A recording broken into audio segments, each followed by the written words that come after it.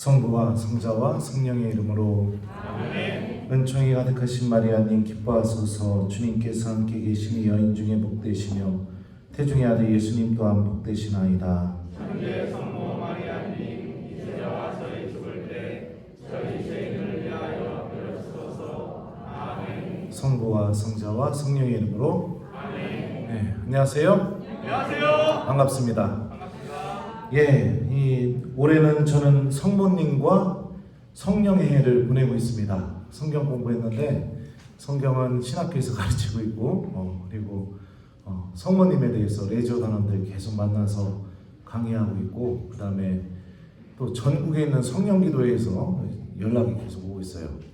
미국에서도 한번 와달라고 연락이 왔는데 저희 본당 이스라엘 성지순례 때문에 어쩔 수 없이 못 간다고 이렇게 이야기를 했습니다. 사랑하는 우리 성령 쇄신 봉사의 우리 형제 자매 여러분, 오늘 저는 악마에 대해서 이야기를 하려고 합니다. 근데 악마 이렇게 생각만 해도 무섭기도 하고 하지만 악마가 어떻게 우리들을 지배하고 또 우리들을 어떻게 하나님께로 가지 못하게 하는지, 그거에 대해서 이야기하고 싶어요.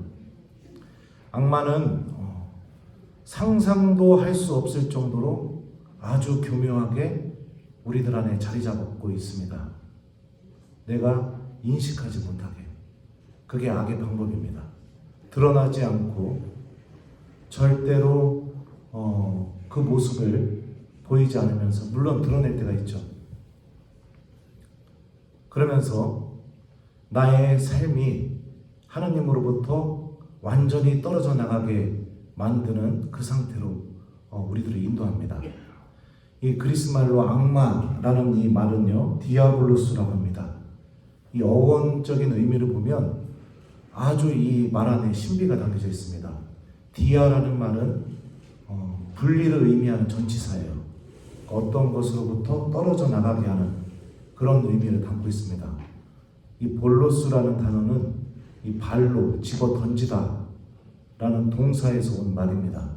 그러니까 이 단어가 어떻게 만들어지는지 본다면 어디에 붙어 있던 것을, 아니면 어디 안에 있던 것을 거기서 끄집어내어서 밖으로 집어 던지는 것, 이게 악마라는 말 안에 담겨져 있는 의미입니다.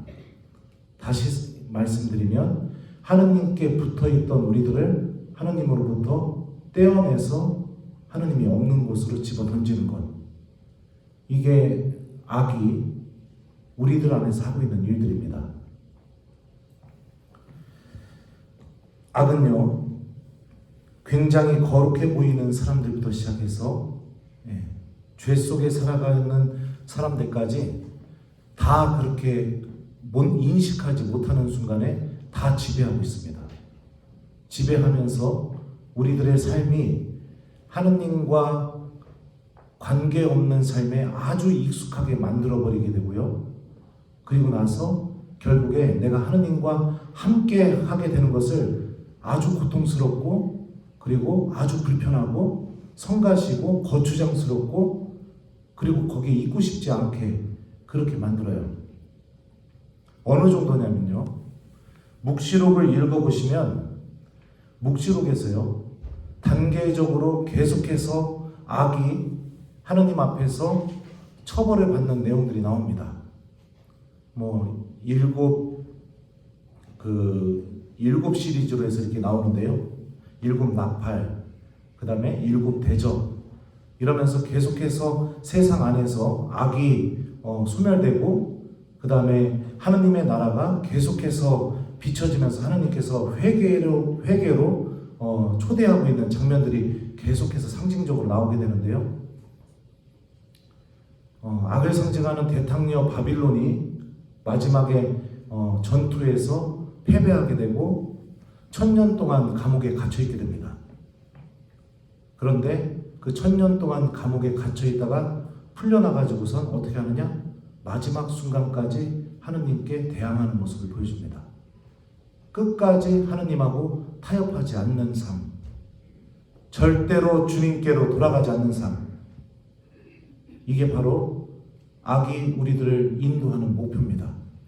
마지막 순간까지 하느님을 바라보지 않고 그렇게 살아가게 만드는 그런 이 악의 지배, 성경은 이것을 종살이라고 합니다. 종살이. 종살이가 무엇이냐? 주인이 시키는 일을 하는 것이 종살이입니다. 하느님께서 시키는 일을 하게 되면 우리들은 종살이를 하는 것이 아니라 하느님의 자녀로서 살아가게 되죠. 하지만 악이 시키는 일을 하는 순간부터 우리들은 악의 지배 아래에서 종살이를 하기 시작하게 됩니다. 탈주이기는 이 악의 지배, 하느님께서 하느님과 아무 상관없이 살아가는 그런 악의 지배에 대한 모습을 이스라엘 사람들을 통해서 여실히 보여주고 있습니다. 탈주기에서 보면은 새로운 파라오가 등장하게 되는데요. 어떻게 묘사하냐면요. 그런데 요셉을 알지 못하는 새 임금이 이집트에 군림하게 되었다 라고 이렇게 묘사를 합니다. 요셉을 알지 못한다는 것은 어떤 거죠? 요셉을 통해서 드러난 하느님을 알지 못한다는 것을 의미합니다. 그러면 요셉을 통해서 드러난 하느님을 알지 못하는 사람, 그러니까 하느님에 대한 알미 결여되어 있는 사람이 시키는 일을 하는 것, 그거는 계속해서 하느님을 알지 못하는 일만 계속해서 하고 있는 상태, 그게 종살이입니다. 악은 하느님을 알지 않아도 되는 이 종살이를 교묘하게 우리들 안에서 뿌리를 내리면서 우리들을 지배합니다. 여기서 빠져나올 수 있는 유일한 방법은 탈출기가 알려주는 것처럼 하느님을 내가 알아나가려고 하는 것, 주님에 대한 알미 내 안에 자리 잡히게 되는 것, 이게 이 악의 지배로부터 빠져나갈 수 있는 길입니다. 실제로 하나님께서는 모세를 통해서 이집트에 재앙을 10가지를 내리셔요. 10가지 재앙을 내릴 때마다 하나님께서 반복하시는 표현이 있습니다. 이 재앙으로 이집트인들이 내가 주님임을 알게 될 것이다. 이 재앙으로 내가 주님임을 알게 될 것이다. 이거를 계속 반복합니다. 하느님을 알아나가는 그 알미 내 안에 형성되게 될 때 우리들은 종살이로부터 벗어나게 되는 거죠. 그리고 탈출 이후에 그 펼쳐지는 광야 생활도 이스라엘 사람들에게 계속해서 하느님이 어떤 분이신지 알려주는 여정이었습니다. 그 알미 충만해지게 되었을 때 어떻게 되느냐? 이스라엘 사람들이 약속의 땅으로 들어가게 됩니다. 탈출기는요, 하느님에 대한 알미 전혀 없는 상태에서 하느님에 대한 알을 형성하게 되었을 때 사람이 어디로 가게 되는지를 이렇게 명확하게 보여주고 있는 그런 책입니다. 악이 시키는 일은 하느님에 대한 알미 결여되어 있습니다. 철저하게 결여되어 있습니다. 그리고 악이 시키는 일은 그 알미 결여되어 있는 게 내 안에서 아주 매혹적으로 다가오게 만들고, 그리고 그게 어느 순간부터 나에게 굉장히 중요하게 만듭니다. 그래서 하느님을 버리게 만듭니다. 버리고 선택하지 않고 기억하지 않고 계속해서 하느님이 없는 삶 안에 내가 너무 편안하고 익숙해지게 만드는 것. 그래서 마지막 순간까지, 죽음을 맞이하는 그 순간까지 절대로 내 영혼의 시선이 하느님을 절대 바라보지 못하게 합니다. 죽는 순간까지 돈을 바라보면서 죽게 만들고요. 죽는 순간까지요. 자식들에 대한 걱정을 바라보면서 죽게 만들고요. 죽는 그 순간까지 하느님이 아닌 다른 것을 붙잡으면서 죽게 만듭니다.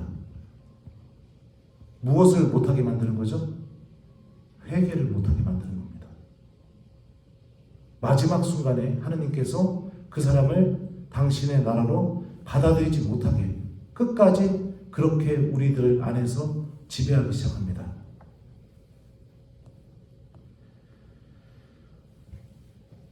그러니 우리는 굉장히 조심해야 됩니다. 조심하고 깨어 있어야 되고, 그리고 주님께서 정말로 내 내가 하고 있는 이 말과 생각과 행동이 하느님을 향하고 있는지 언제나 성찰하고 식별하는 자세가 굉장히 중요합니다. 지난번에 마테오 연수 때 제가 연수 강의를 하고 그리고 나서 우리 성령 쇄신 봉사의 지도신부님 방에서 담소를 이렇게 나누게 되었었습니다. 그때 제가 체험했던 성령 체험도 신부님한테 이렇게 이야기도 해주고 또 신부님도 여기서 이렇게 사목하시면서 느꼈던 그런 성령 체험들 서로 막 이렇게 이야기를 해줬었어요. 그리고선 우리 김 신부님이 제가 선배인데 저를 칭찬을 막 해주더라고요. 형님이 특강하는 건 다르다. 나는 몸으로 느낀다. 성령께서 말씀하시는 것 같다. 막 그런 칭찬을 막 잔뜩 받았어요. 그리고 나서 이제 집에 돌아가서 이제 돌아가는데 저도 모르게 갑자기 제가 묵주를 들더니 집에 돌아갈 때까지 묵주기도 20단을 막 계속 바친 겁니다. 그러면서 성모님한테 이렇게 청했어요. 성모님, 제가 하느님 말씀을 전하는데 저에게 꼭 필요한 은총을 주십시오. 왜냐하면 이 성령 쇄신 봉사의 신부님이 저한테 막 성령이 살아있다고 얘기하니까 그랬죠. 네. 그러면서 막 기도하고 그리고 나서 평상시에 제 습관에는 사제관 들어가서 바로 그냥 누워야 되는데 성당에 들어가가지고서 또 성체조배를 한 40분을 했어요. 예수님, 저 이렇게 못난 사람이지만 당신 말씀을 전하는데 꼭 필요한 은총을 저에게 주십시오. 그렇게 하고 그리고 나서 이제 사제관에 들어와서 성물도 바치고 꺾기도 하고 씻고서는 이제 탁 누웠는데 눈을 탁 감자마자 제 생각이 저한테 아주 또렷하게 한마디 하더라고요. 뭐라고 했냐면요. 눈 딱 감고 누워있는데 곧바로 왜? 너 이제부터 나 없이 살게? 깜짝 놀랐습니다. 저는 이게 악이 저한테 한 말이라고 생각합니다. 그 순간 무서웠죠. 무섭고 두려웠죠. 그래서 한 2시간 정도를 잠을 못 잤어요. 근데 그 일이 있고 난 뒤부터 놀라운 변화가 일어나기 시작했습니다. 성모일도를 한 번도 안 빼먹게 되더라고요, 제가. 한 번도. 그게 지금 몇 주가 됐어요. 한 번도 안 빼먹게 되고 두 번째로 일어난 변화가 뭐냐? 구원에 대해서 생각하게 되더라고요. 내가 정말 구원받을 수 있을까? 이 구원에 대해서. 세 번째로 일어난 변화가 제 강론 때 악의 실체에 대해서 제가 이야기하는 횟수가 늘어나기 시작한 겁니다. 근데 저도요, 참 신기한 게 뭐냐면 원고를 써서 올라갑니다, 저도. 근데 어떤 경우에는 제가 쓴 원고하고는 상관없이 그냥 이야기가 여기서부터 그냥 나오는 경우들이 막 있어요. 근데 저는 그날 몇 번에 걸쳐서 있었죠. 악에 대해서 써본 적이 없어요. 언급도 하려는 마음이 없었습니다. 근데 악에 대해서 이야기하게 되고 그러더라고요. 기도하게 되고 구원에 대해서 내가 고민하고 갈망하게 되고 그리고 악의 실체에 대해서 교우들에게 이야기하게 되게 되고 그런 변화들이 제 안에서 일어나기 시작했습니다. 악은 아주 교묘합니다. 아주 교묘해요.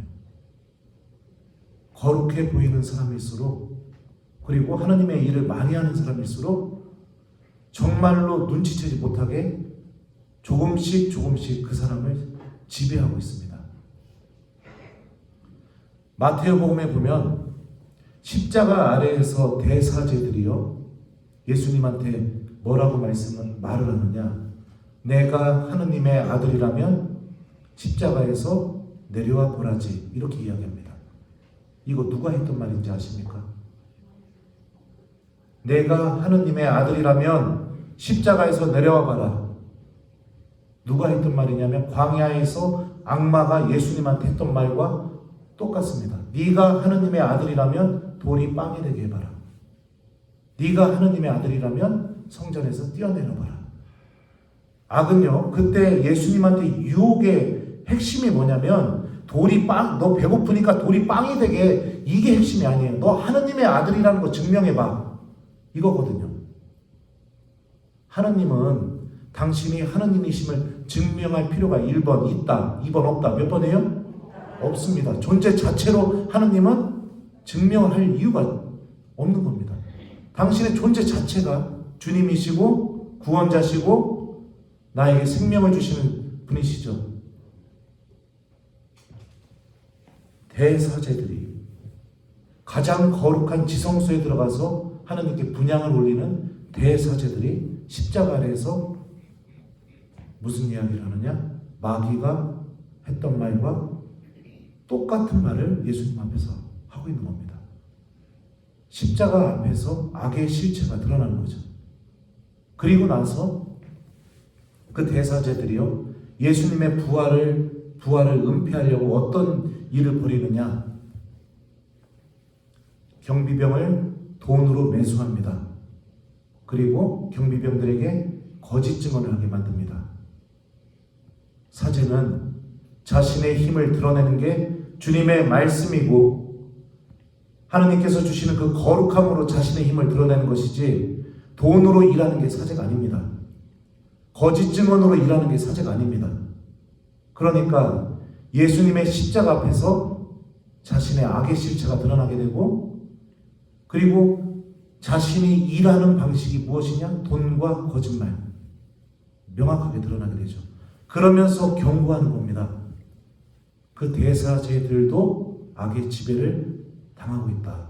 그러니까 이 악의 지배에서 자유로운 사람이 그 누구도 없다라는 것을 마태복음 우리에게 경고하고 있죠. 그래서 제가 하느님의 말씀을 공부하고 왔죠. 그래서 성경 안에서 악이 우리를 어떻게 지배하는지에 대해서 이야기해 주려고 합니다. 그러면은 여러분들이 적어도 제 이야기를 듣고 난 뒤에는 조금 더 식별하는 데도 도움을 많이 받을 수 있고 경계하는 데도 도움을 많이 받을 수 있을 것 같아요. 재밌죠? 네. 악이 우리를 지배하는 방법, 창세기에 보면 뱀은 여자에게 이렇게 말합니다. 너희는 결코 죽지 않는다. 너희가 그것을 먹는 날 너희 눈이 열려 하느님처럼 되어서 선과 악을 너희가 알게 될 줄을 하느님께서 하시고 그렇게 말씀하신 것이다. 이 말을 듣고 뱀이 아니죠. 여자는 선악과를 따먹게 됩니다. 자, 뱀이 어떻게 사람을 지배하게 됐는가? 하와가 선악과를 따먹게 됐던 결정적인 이유, 뱀이 여기서 했던 말 중에 결정적인 이유가 뭐냐? 하느님처럼 되어서 선과 악을 알게 되는 힘을 소유하려고. 그래서 선악과를 따먹게 됩니다. 하느님처럼 되어서 선과 악을 구분하는 것을 소유하게 된다는 게 어떤 의미냐? 내가 선과 악을 구분을 소유하게 되면은 어떤 일이 벌어지는지 아세요? 나한테는 모든 것이 다 관대해지게 됩니다. 죄가 더 이상 죄가 되지 않습니다. 계속해서 나한테는 그 선과 악의 기준이, 그 선의 기준이 계속해서 모호해지게 됩니다. 나는 그럴 수 있다 라고 이렇게 생각할 수 있을지 모르지만 여러분들 여기서부터 악의 지배가 시작되는 겁니다. 타협하게 만들고 잊어먹게 만들고 그래서 그 죄를 계속해서 반복하게 만들고 그러다 보면 어떻게 되느냐? 예수님께로 다가가고 싶은 마음이 생기지가 않게 됩니다. 계속해서 그 안에 머무는 것이 편합니다. 드러내고 싶지 않습니다. 그리고 밖에서 이게 잘못됐다고 이야기하는 것 자체가 불편합니다. 그 소리가. 이것을 죄로 만들어 이것을 죄라고 말하는 것을 없애버리고 싶어지게 됩니다. 선과 악의 기준을 장악해버렸기 때문에. 이러면서 계속해서 나는 그 악의 어둠 속에 머물게 돼요. 그래서 아담과 하와가 하나님 앞에서 숨어버린 겁니다. 계속해서. 부끄러움, 수치스러움, 두려움, 이런 것들이 내 마음 안에서 완전히 사라지게 만들고 내 영혼이 하느님을 바라보지 못하게 만들고 그래서 빛으로 나아가는 것을 죽기보다 싫어하게 만듭니다. 하느님에 대한 믿음을 왜 가져야 되는지 모릅니다. 믿음을 가지면 불편하니까요. 믿음을 갖게 되면 다 드러내야 되니까요. 믿음을 갖게 되면 내가 은폐하고 감추고 있는 것이 다 드러나서 마치 내 전 존재가 다 무너져 버리는 것처럼 느껴지니까요. 그러니까 차라리 믿음을 버리는 게 낫습니다. 이렇게 우리들의 마음을 지배하기 시작합니다. 하나님의 용서보다는 내가 부끄러운 게 더 중요해집니다. 근데 한번 여러분들이 생각해 보십시오. 우리는 모두 죽음 이후에 세상 마지막 날에 하느님 앞에서 심판받을 겁니다.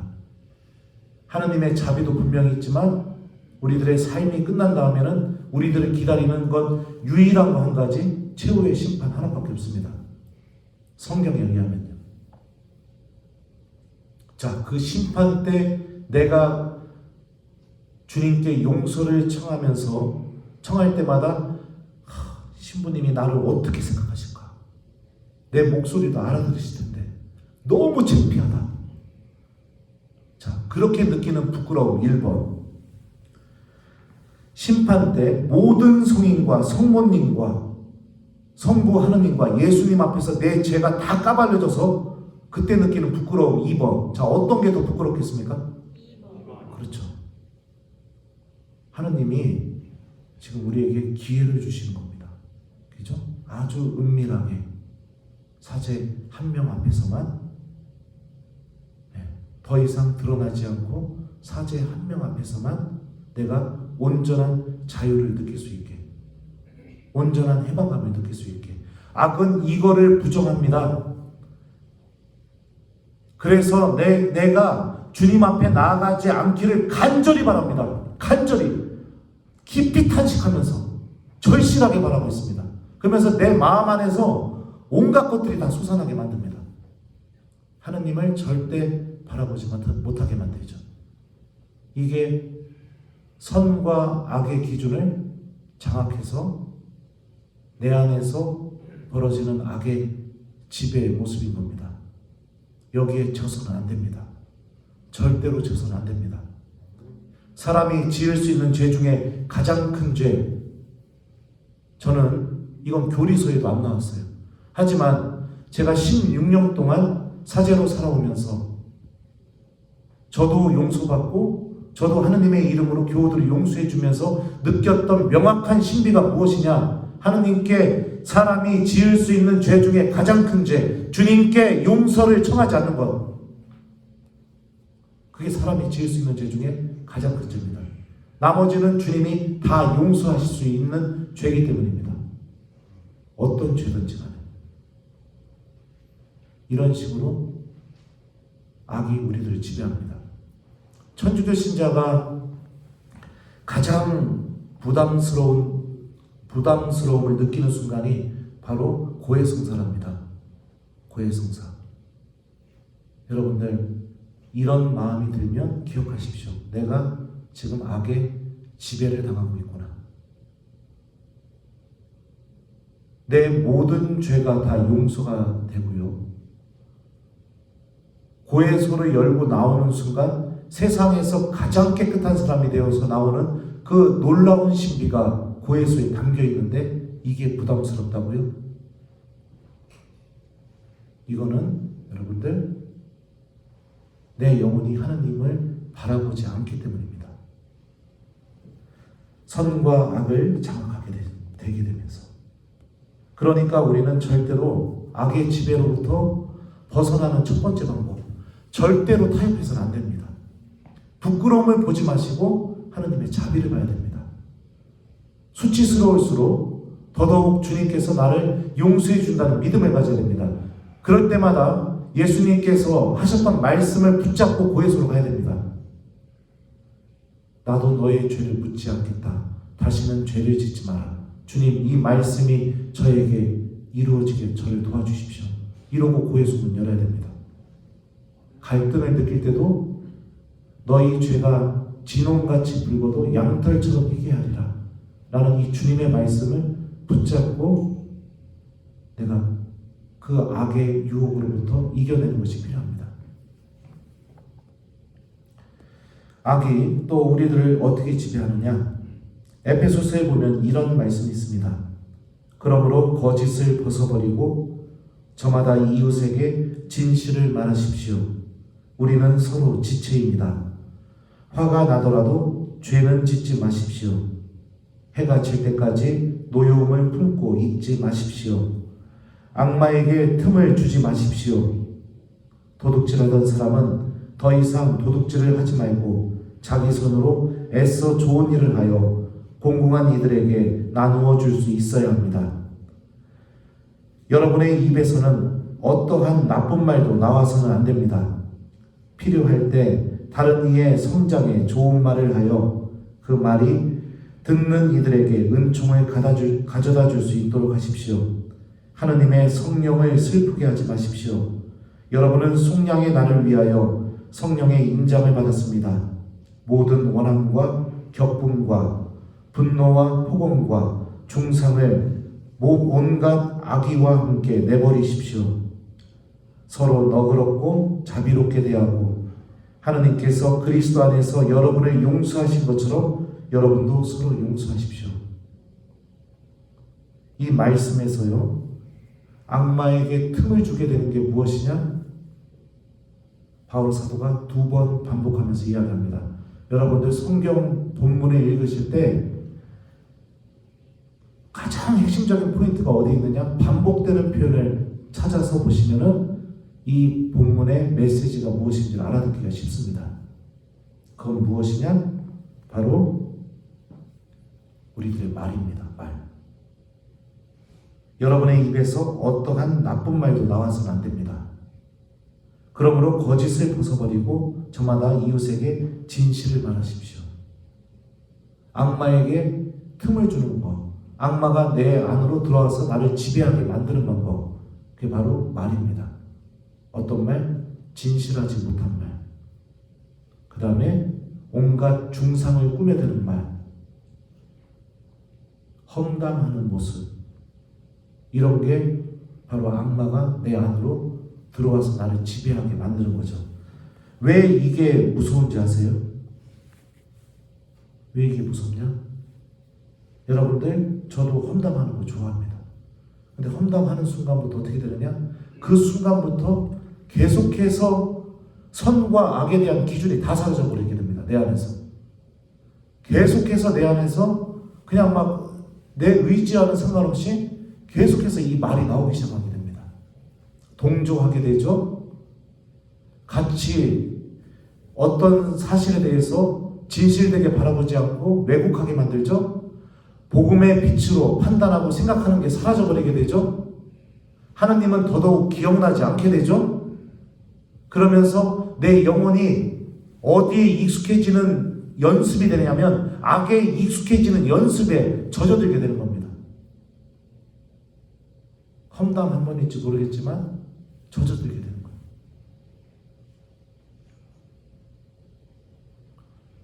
저는 이런 공격들을 굉장히 많이 받았었어요. 굉장히 많이. 하지도 않은 일을 제가 했다고 막 이렇게 해가지고 오해를 받아서 아주 난처한 적도 많았었고요. 한 번은 정말 그 열심히 하는 남자 청년, 여자 청년 둘이 한번 엮어주려고 했다가 마치 제가 막 그 여자 청년한테 뭔가를 막 이렇게 하려고 하는 것처럼 막 그런 얘기가 돌아가지고 얼마나 곤욕을 치렀나 모릅니다. 근데 결국에는 그 아이들이 결혼하게 됨으로써 모든 게 분명해지게 됐었죠. 그때까지요, 수많은 사람들의 입을 통해서 제 마음을 뒤흔들어 놓고 그런 일들이 막 벌어지게 됩니다. 근거 없는 말, 책임지지 못하는 말, 아닌 말것이, 이런 것들이요 계속해서 내 영혼을 악하게 만들고요, 그리고 하나님의 일을 하는 사람들이 지치게 만들고, 그러면서 성령께서 그 사람 안에서 하시려는 진짜 일들을 못하게 만들고 하나님의 성령을 슬프게 하는 그런 일들이 벌어지게 됩니다.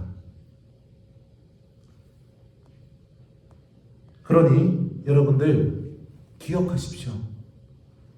누군가가 험담을 하기 시작했다면 바로 그 순간부터 여러분들을 붙잡아줄 하나님의 말씀을 여러분들이 하나씩 새기십시오. 가슴에. 예할 것은 예라고 말하고 아니요 할 것은 아니요라고 말하여라. 그 나머지에서 나오는 것은 모두 악에서 나오는 것이다. 이런 거죠. 그 말씀을 붙잡으십시오. 주님의 말씀이 내 영혼 안에 들리게 되면요, 하나님의 말씀은 내가 구원받는데 가장 필요한 은총을 반드시 만들어줍니다. 이게 그리스도인들이 악의 지배로부터 보호받는 방법입니다. 그래서 에페소서에서는 뭐라고 하냐면요, 하나님의 말씀을 뭐라고 하냐고요? 성령의 칼이라고 얘기합니다. 신앙인들의 무기. 다른 걸로 맞서는 게 아닙니다. 하나님의 말씀을 기억하는 것을 통해서. 예수님께서도 광야에서 보여주셨죠? 성경에 이렇게 기록되어 있다. 이게 우리 신앙인들의 무기인 겁니다.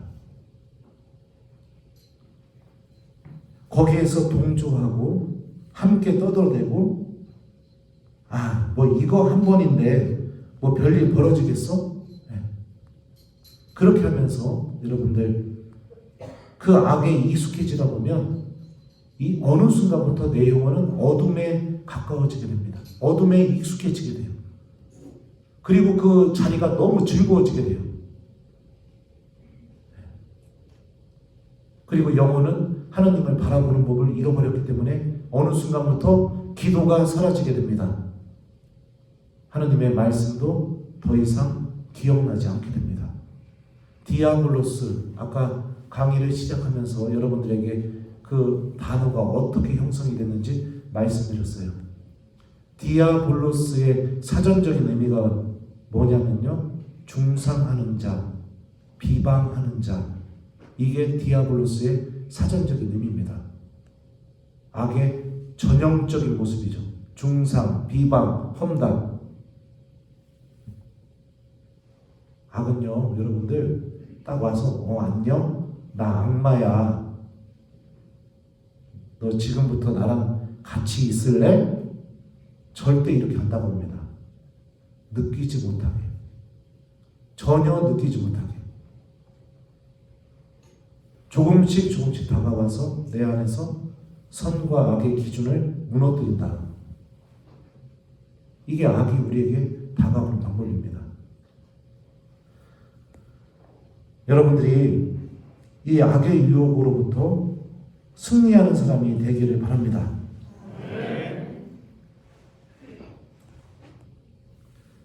세 번째로 성경에서 악이 우리를 지배하는 방법에 대해서도 나옵니다. 이거는 제가 첫 번째 지난달 강의 때도 언급을 했었습니다. 마귀들이 예수님을 만나고 나서 이 본문을 좀 하나 읽어줄게요. 루카복음의 말씀이거든요. 그들은 갈릴레아 맞은쪽 게라사인들의 지방으로 건너갔다. 예수님께서 무태에 내리시자 마귀들린 어떤 남자가 고을에서 나와 그분께 마주왔다. 그는 오래전부터 옷을 입지 않았을 뿐만 아니라 집에 있지 않고 무덤에서 지냈다. 그가 예수님을 보고 고함을 지르고서 그분 앞에 엎드려 큰 소리로 말하였다. 지극히 높으신 하느님의 아들 예수님, 당신께서 저와 무슨 상관이 있습니까? 당신께 청합니다. 저를 괴롭히지 말아주십시오. 예수님께서 더러운 영에게 그 그 사람에게서 나가라고 명령하셨기 때문이다. 그 더러운 영이 그를 여러 번 사로잡아 그가 쇠사슬과 족쇄로 묶인 채 감시를 받았지만 그는 그 묶은 것을 끊고 마귀에게 몰려 광야로 나가곤 하였다. 예수님께서 그에게 내 이름이 무엇이냐 하고 물으시자 그가 군대입니다 하고 대답하였다. 그에게 많은 마귀가 들어가 있었기 때문이다. 마귀들은 예수님께 지하로 물러가라는 명령을 내리지 말아달라고 청하였다. 마침 그 산에는 노아 기르는 많은 돼지떼가 있었다. 그래서 마귀들이 예수님께 그 속으로 들어가도록 허락해달라고 청하였다. 예수님께서 허락하시니 마귀들이 그 사람에게서 나와 돼지들 속으로 들어갔다. 그러자 돼지떼가 호수를 향해 비탈을 내리달려 물에 빠져 죽고 말았다. 이런 내용입니다. 마귀가 한 말을 좀 볼까요? 지극히 높으신 하느님의 아들 예수님. 하느님에 대해서 잘 알고 있습니다. 당신께서 저와 무슨 상관이 있습니까? 그런데 하나님과 아무 상관없기를 바랍니다. 당신께 청합니다. 저를 괴롭히지 말아 주십시오. 예수님을 만나는 순간이 괴로운 순간입니다. 자, 여기 이 세 가지가 악이 우리를 지배하는 모습입니다. 하나님에 대해서 잘 압니다. 어떻게 해야 구원받는지도 다 압니다. 기도해야 된다는 것도 다 압니다. 미사 나와야 된다는 것도 다 압니다. 구원받으려면 고해성사 잘 봐야 된다는 것도 다 압니다. 하나님의 말씀 안에 성령이 담겨서 그 말씀이 우리 안에 들어오면 열매를 맺어내는 것도 다 압니다. 그런데 하나님하고 아무 상관없이 삽니다. 아침에 눈 떠서 잠자기 전까지 하나님하고 나의 삶은 아무 상관이 없습니다.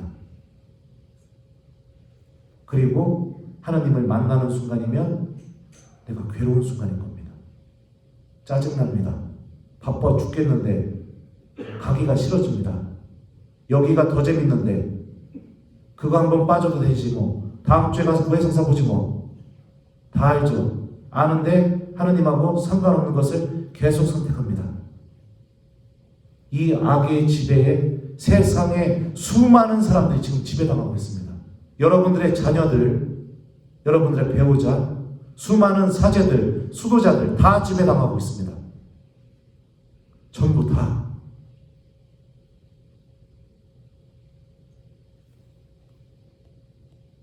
기도하는 게 괴로워져요. 너무너무 괴로워져요. 하기 싫어져요. 성체 앞으로 가는 게 너무너무 싫어져요. 미사 때 하느님의 말씀을 들을 마음도 없습니다. 머리로는 알죠. 구원받으려면 미사 나와야 되니까. 근데 말씀을 듣지 않습니다. 말씀이 들리지 않으면 어떻게 되죠? 살아계신 예수님을 만날 수가 없죠. 여러분들 엠마오로 가는 제자들이 예수님께서 빵을 쪼개게 될 때 예수님을 알아보게 됩니다. 그 신비가 어떻게 주어진지 아세요? 그 제자들이 이렇게 고백합니다. 길에서 우리에게 성경 말씀을 풀이해 주실 때 속에서 그 말씀이 타오르지 않았던가. 그리고 나서 그 제자들은 살아계신 예수님을 만나고 어디로 갑니까? 예루살렘으로 갑니다. 예루살렘은요, 루카복음에서 하느님의 복음이 시작되는 출발점인 겁니다. 다시 주님의 도구로 돌아갔다는 것을 의미해요. 이런 일들이 절대로 일어나기를 원하지가 않습니다. 계속해서 내 생각을 지배하죠. 하느님과 아무 상관없이 이렇게 시간을 보내고 있는 것이 나에게는 아주 기쁜 일이구나. 그리고 내 생각 안에서는 구원이 사라지게 만들고 하느님 나라가 사라지게 만들고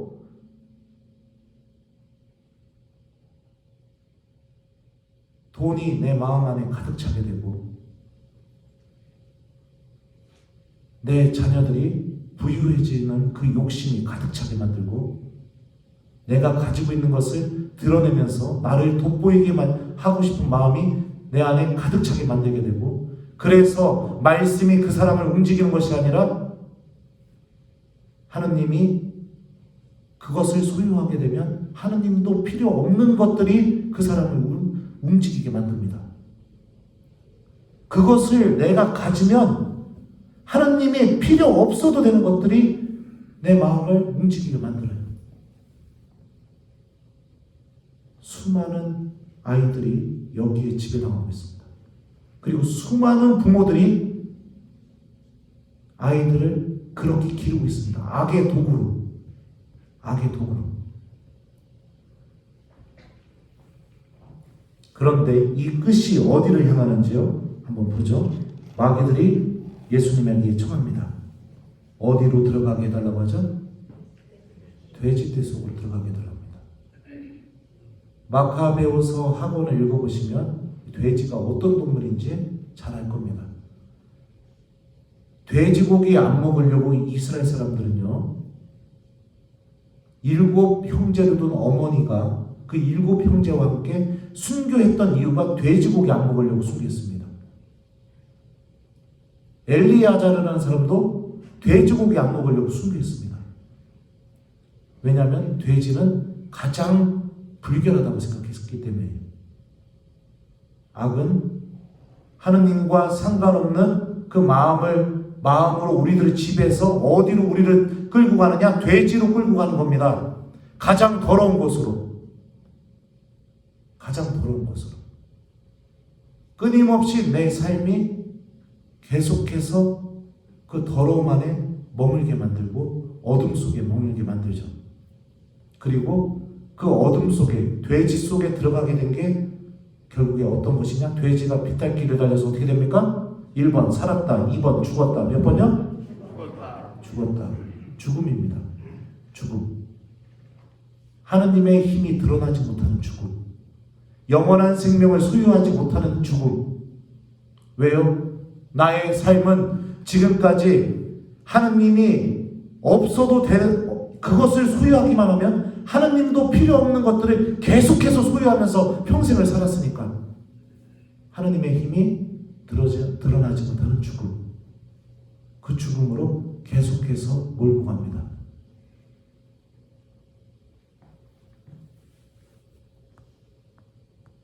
그러니 사랑하는 우리 교우 여러분들, 여기서 빠져나올 수 있는 유일한 방법은 여러분들이 끊임없이 하느님의 말씀을 기억하는 습관, 그리고 기도하는 습관,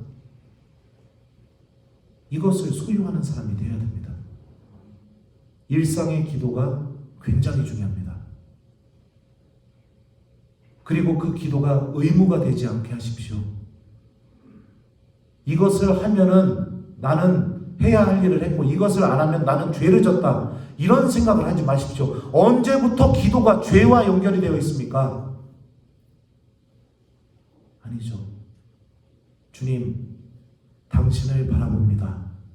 이 마음과 함께 기도하십시오. 이게 중요한 겁니다. 양을 채우기 위한 기도, 여러분들 그런 습관들이 우리를 어디로 인도하냐면 율법주의로 인도합니다. 갈라디아서에서요, 그렇게 내 양, 형식 했느냐 안 했느냐 이거를 따지는 사람들을 향해서 바울 사도가 뭐라고 했냐면, 여러분들은 그리스도와 인연이 끊겼습니다. 하느님의 은총에서 떨어져 나갔습니다. 이렇게 말합니다. 대사제들이 기도했을까요? 안 했을까요? 1번 했다, 2번 안 했다. 몇 번이요? 했죠. 하지만 그들의 기도는 하느님을 바라보지 못하게 만들었습니다. 어떤 기도를 하던 마음속으로 기억하십시오. 주님, 제 영혼이 당신을 바라봅니다. 내 스스로에게 이렇게 말하시고 성호경을 긋고 기도하십시오. 그리고 습관적으로 하느님의 말씀을 기억하십시오.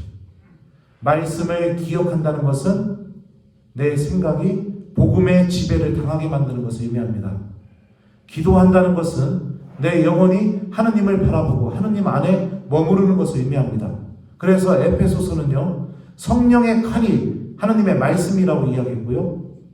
그리고 뭐라고 하냐면요, 성령 안에서 기도하라고 그렇게 권고를 합니다. 악에 맞서서 싸우는 방법을 알려줬어요, 바울 사도가. 믿음의 방패를 잡고 성령의 칼을 쥐고, 성령의 칼은 하느님의 말씀입니다. 그리고 언제나 성령 안에서 기도하십시오. 이렇게 바울 사도가 우리에게 알려줬죠. 이 삶이 우리 안에 자리 잡혀 있어야 이 악의 지배로부터 벗어날 수 있습니다. 저도 이 지배를 굉장히 많이 받아봤습니다. 굉장히 많이 받아봤어요. 기도는 하죠. 미사는 드리죠. 근데 의무가 하기 위해서, 이러다 보니까 어떤 일이 벌어지느냐, 병자성사 달라고 하면 짜증이 나는 거예요. 한 사람의 영혼을 구원하는 일인데, 네. 미사 끝나고 고해성사 달라고 하면 속에서 우라가 터져요. 아이씨, 미사 전에 좀 보지. 이런 일들이 벌어지는 겁니다. 은총에서 떨어져 나가고 있는 표징들이죠. 어떻게 들을만합니까? 재밌어요? 네. 그죠? 네. 아, 갑자기 막 이 안에서 막 뭐가 막 저를 막 움직이는 것 같아요. 자, 또 악이 우리를 지배하는 방법. 요한복음에 보면 이런 말씀이 있습니다. 너희는 너희 아비인 악마에게서 났고 너희 아비의 욕망대로 하기를 원한다. 그는 처음부터 살인자로서 진리편에 서본 적이 없다. 그 안에 진리가 없기 때문이다. 그가 거짓을 말할 때에는 본성에서 그렇게 말하는 것이다. 그가 거짓말쟁이며 거짓의 아비이기 때문이다. 요한복음 8장의 말씀입니다. 누구를 향한 말씀이었냐면 유다인들을 향한 말씀이었습니다. 근데 여러분들 요한복음에서 유다인이라는 글자는 바리사이들과 율법학자들을 향하는 상징적인 표현이기도 합니다. 절대로 진실하지 못하는 방법을 선택하는 것, 그리고 사람들 앞에서 보여지는 것을 중요하게 여기는 것, 그 방법으로 우리들을 지배합니다. 보여지는 것, 드러나는 것. 내 속은 완전히 악으로 가득 차 있는데 마치 내 겉모습은 사람들에게 하느님의 사람으로 보여지게 하는 것, 하느님 앞에서 진실하지 못한 것, 그 모습으로 우리들을 지배하기 시작해요. 이런 사람들은요, 절대로 혼자 기도하지 않습니다. 그런데 신부님이 기도하자면 기도 겁나 열심히 합니다. 겁나 열심히 해요. 집에서는요, 성모상 앞에 있는 그 초에 촛불 한번 켜본 적이 없습니다. 하지만 본당에서 뭐 예를 들어서 초봉원에서 가정초 하나씩 놓고 여러분들 이거 한 달 동안 여러분들 미사 올 때마다 좀 불 켜서 태워봅시다. 이렇게 해서 우리 이 초가 탈 때마다 우리 가정을 위해서 이렇게 탄다고 해봅시다. 그런 사람들은 어떻게 하느냐? 아주 열심히 태웁니다. 그리고 자기 초가 빨리 타게 하기 위해서 어떻게 하느냐? 아무도 없을 때 몰래 와서 칼로 그 초를 깎아버립니다. 드러나고 보여지는 게 중요하니까.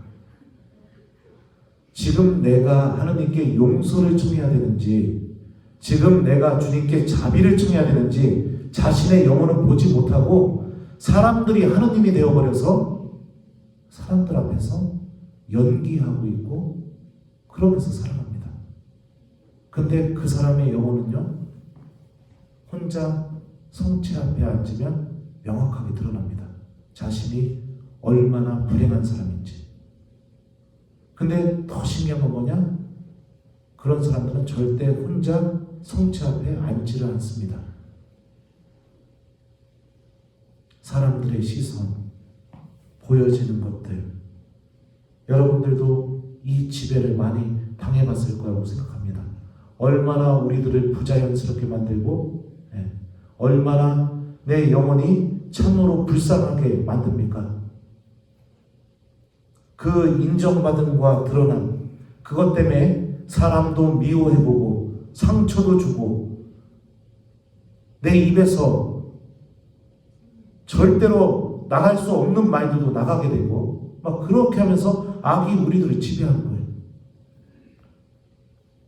예수님께서 말씀하셨죠. 불행하여라 너희 바리사이들과 율법학자들아. 며칠 전 복음에서 뭐라고 했어요? 너희는 기도할 때 주일 복음이었죠. 골방에 들어가서 기도하라고 했습니다.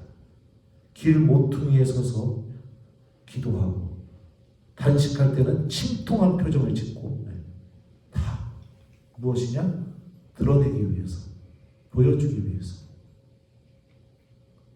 그 방법으로 우리들의 마음을 지배하기 시작합니다. 여러분들의 영혼이 하느님을 바라보는 그 영적인 시력을 소유했으면 좋겠습니다. 악은 교묘합니다. 절대로 여러분들에게 다가올 때 실체를 드러내지 않습니다. 절대로 드러내지 않습니다. 하지만 우리들은 성찬을 통해서 식별할 수 있습니다. 그러니까 여러분들 저녁 기도할 때 성찬하는 시간이 굉장히 중요한 겁니다. 그죠? 여러분들 성찬할 때 그냥 건너뛰는 분들 엄청 많을 겁니다. 한 1초 성찬했다가 그냥 건너뛰는 분들도 있을 겁니다. 하지만 그 성찬의 시간이 오늘 나의 삶을 지배했던 것이 악마였는지 아니면 하느님이셨는지를 명확하게 구분할 수 있게 줍니다. 그래서 성찬하십시오. 성찬하는 습관을 가지십시오. 그리고 성찬할 때 마음속으로 성령께 꼭 도움을 청하십시오. 제 영혼이 지금 어디에 있는지 명확하게 볼 수 있도록 저를 도와주십시오. 그리고 여러분들 그럼에도 불구하고 잘 안 된다면 성모님께 청하십시오. 성모님께서는 정말로 우리에게 필요한 은총을 우리들을 위해서 간구해 주시고 또 그 누구보다도 더 특별하게 받을 수 있게 도와주시는 분입니다. 제가 얘기했잖아요. 그 묵주기도 20단 바치고 성모님한테 특별한 하느님 말씀 전하는데 꼭 필요한 은총 좀 주시오. 막 이러고선 저기 뭐예요. 그러니까 막 제 마음 안에서 갑자기 막 성체조배하고 싶어서 성당 들어가서 혼자 성체조배하고. 그리고 나서 이 마귀 소리를 들었는데 나타난 변화가 뭐예요? 기도하게 되고 구원에 대해서 계속 생각하게 되고 교우들에게 이 사탄에 대해서 악에 대해서 막 하느님 말씀을 전하면서 같이 선포하게 만들고 막 이런 일들이 벌어지잖아요. 그죠? 성모님께 기도하면 여러분들이 생각하는 것 이상으로 더 특별한 은총이 여러분들에게 분명히 주어질 수 있습니다. 종살이로부터 해방되는 길, 악의 지배로부터 해방되는 길은 바로 다른 것이 아닙니다. 주님의 말씀을 붙잡고 내가 기도 안에서 하느님을 기억하고 바라보고 그리고 내가 성령의 도움으로 나의 삶을 성찰하고 이 세 가지가 우리가 악의 지배로부터 악의 종살이로부터 벗어나서 주님께서 어떤 분이신지 알아나가는 알므로 넘어가는 삶, 바로 해방과 그리고 주님께서 마련해 주신 그 약속의 땅, 구원으로 걸어나가는 길이 여기에 달려 있습니다. 아주 단순하고 시시합니다. 그래서 아무도 이걸 하지 않습니다. 악은 우리 마음 안에 이런 마음을 심어놓습니다. 우리가 하느님의 말씀을 기억하지 않기를 그 누구보다도 간절히 바랍니다. 악은 우리의 이마에 기도하기 위해서 손이 안 올라가게 하기 위해서 악은 수만 가지 것들로 우리들 영혼에게 유혹하기 시작합니다. 영화, 드라마, 취미, 뭐 어떤 것이 됐든지.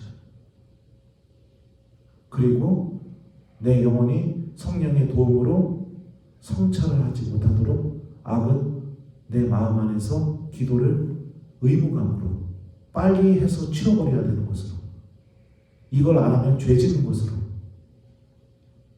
이렇게 내 마음을 바꿔놓습니다.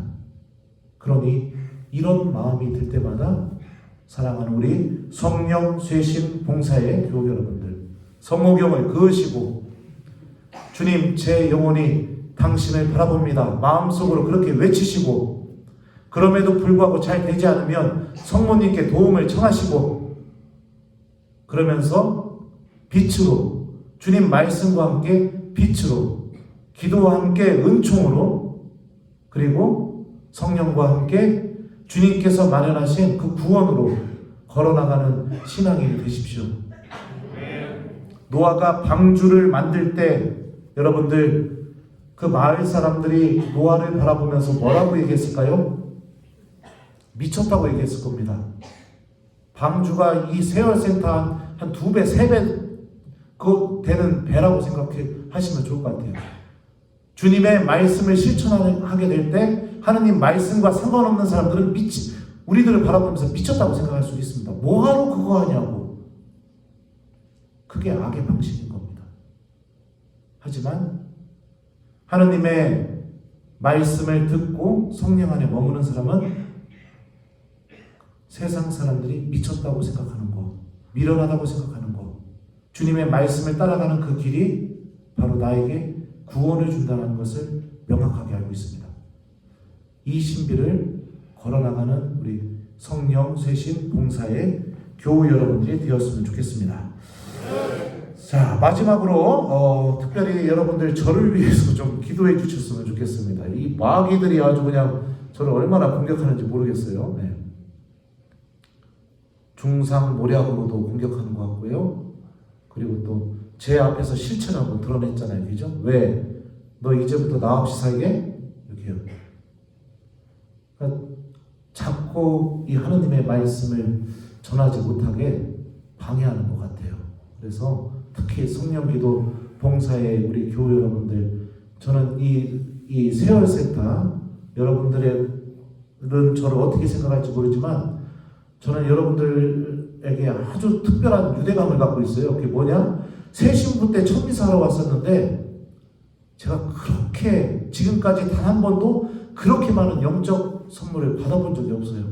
그래서 여기만 오면 저는 꼭 하나님 만나러 오는 그런 기분입니다. 아멘. 그래서 저는 참 못나고 죄인이고 부족한 그런 사제입니다. 유혹에도 많이 넘어지기도 하고 그러지만 제가 여러분들의 기도와 함께 또 성령 안에서 하느님의 말씀을 교우들에게 잘 선포할 수 있도록 특별히 저를 위해서도 기도해 주시기를 간곡히 부탁드립니다. 자, 그러면은 제가 준비한 이야기는 다 끝났어요. 어떻게 재미있었습니까? 여러분들 마귀하고 같이 살고 있나요? 그래요. 그럼 오늘부터 성경이 알려준 방법, 바로 에베소서에서 바오로 사도가 알려주신 방법, 믿음의 방패, 성령의 가린 말씀, 성령 안에서의 기도, 이거를 붙잡고 살아가신다면 악은 절대로 여러분들 안에서 승리하지 못합니다. 주님의 말씀이 반드시 승리해서 여러분들을 구원으로 데려갈 것입니다.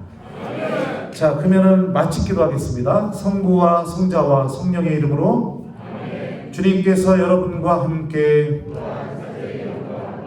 전능하신 천주 성부와 성자와 성령께서는 여기 있는 저희 모두에게 강복하소서. 성부와 성자와 성령의 이름으로 아멘. 감사합니다.